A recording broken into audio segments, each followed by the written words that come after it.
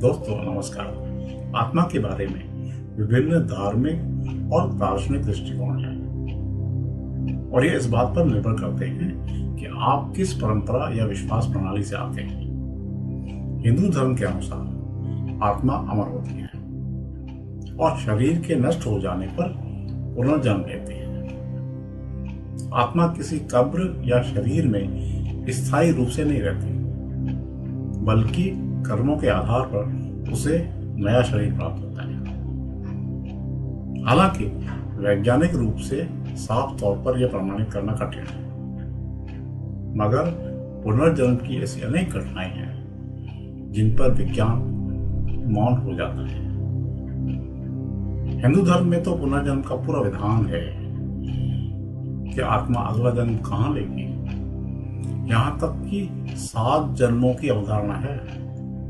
प्रेम के वशीभूत पति पत्नी 7 जन्मों का साथ निभाने की कामना करते हैं।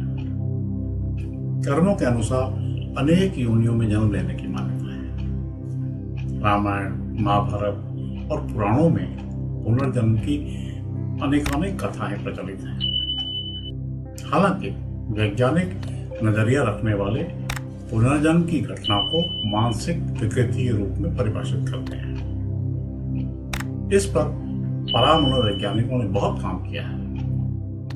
दूसरी ओर इस्लाम में यह विश्वास है कि मृत्यु के बाद आत्मा को अल्लाह के पास ले जाया जाता है और कब्र में एक अंतरिम जीवन शुरू होता है, जहां आत्मा अपने कर्मों के अनुसार या तो शांति पाती है या कष्ट उठाती है, परंतु आत्मा कब्र में स्थायी रूप से नहीं रहती। यह एक अस्थायी व्यवस्था है जब तक कि कयामत का दिन नहीं आ जाता है।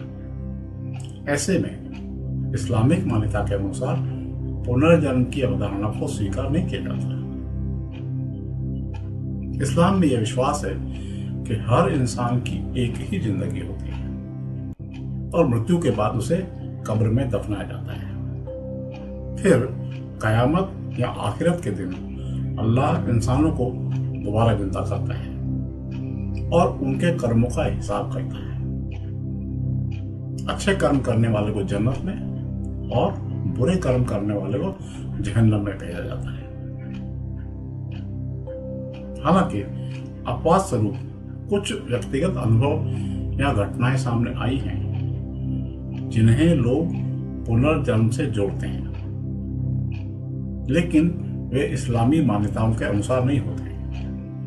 कई बार ऐसे अनुभवों को व्यक्ति की मानसिक स्थिति या दूसरी संस्कृतियों की मान्यताओं से प्रभावित माना जा सकता है।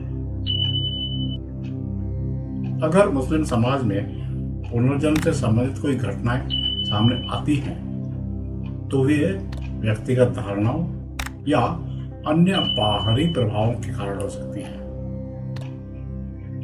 लेकिन वे इस्लामी शिक्षाओं के अनुरूप नहीं होती। ईसाई धर्म में भी आत्मा को अमर माना जाता है। मृत्यु के बाद आत्मा स्वर्ग या नरक में जाती है और कब्र केवल शरीर के लिए है। आत्मा कब्र में नहीं रहती। बौद्ध धर्म में आत्मा की अवधारणा थोड़ी भिन्न है, क्योंकि आत्मा को स्थायी नहीं माना जाता है। जीवन मरण का एक चक्र चलता रहता है और पुनर्जन्म होता है। कब्र का आत्मा से कोई विशेष संबंध नहीं होता, इसलिए आत्मा कब्र में रहने का विचार केवल कुछ विशेष धार्मिक मान्यताओं में होता है। लेकिन अधिकतर प्रमुख धर्म इसे अस्थायी मानते हैं या आत्मा को कब्र से परे की अवस्था में मानते हैं।